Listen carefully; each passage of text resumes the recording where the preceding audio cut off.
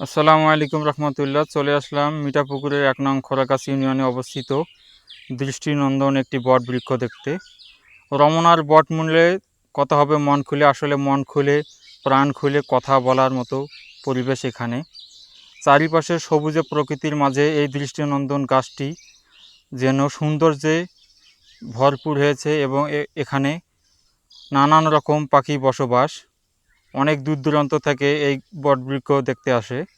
চলুন দেখা যাক এর সৌন্দর্য। এই গাছটি যেন অক্সিজেনের এক অন্যরকম ভাণ্ডার।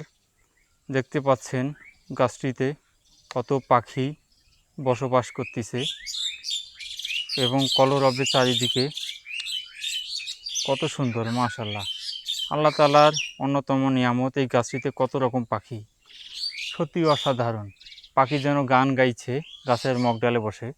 গাছটির সৌন্দর্য এবং চারিপাশের প্রাকৃতিক সৌন্দর্য দেখে যে কাউকে মুগ্ধ করবে।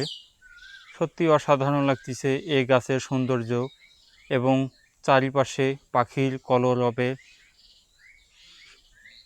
কৃষকরা প্রতিনিয়ত রোদের মাঝে কাজ করে এই গাছের নিচে বসে ওনারা সুন্দরভাবে বিশ্রাম নেয় এবং পাখির কলরবে তাদের মন যেন মুখরিত হয়। গাছের তলে শিপায় বসে অনেকে বিশ্রাম নেয়। দেখতে পাচ্ছেন একটি কত সুন্দর এর শিপাটি, আমাদের রংপুরের ভাষায় এটা শিপা বলে। পাখিরা যেন সব সময় মন খুলে গান গাইছে, তাদের মন যা চাইছে সেভাবে গাইছে। সত্যি এই গাছ এবং এই আল্লাহ তাআলার অপার সৌন্দর্য, এই পৃথিবীর গ্রাম বাংলার দৃশ্য, ধান ক্ষেত, সত্যি অসাধারণ লাগতেছে। গ্রামে না আসলে আসলে বোঝা যায় না প্রকৃতি কতটা সুন্দর। আমরা সবাই শহরমুখী, তাই সময় পেলে গ্রামে আসবেন, মন ঠান্ডা শীতল হয়ে যাবে এর প্রকৃতি দেখে। সুবিশাল পাথার, চারিপাশে ধান খেতে ভরপুর। দেখতে পাচ্ছেন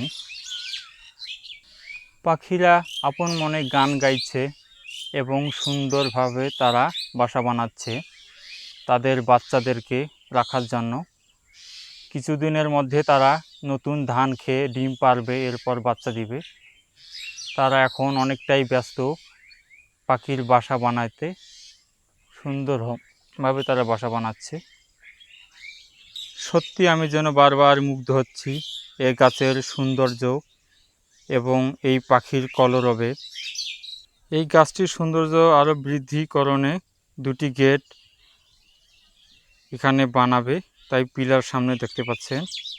এবং এক হৃদয়বান ব্যক্তি সুন্দরভাবে একটি টিউবওয়েল দিয়েছে মানুষের সুবিধার্থে, তারা পানি পান করবে এবং পানি নানান ধরনের কাজে লাগাবে।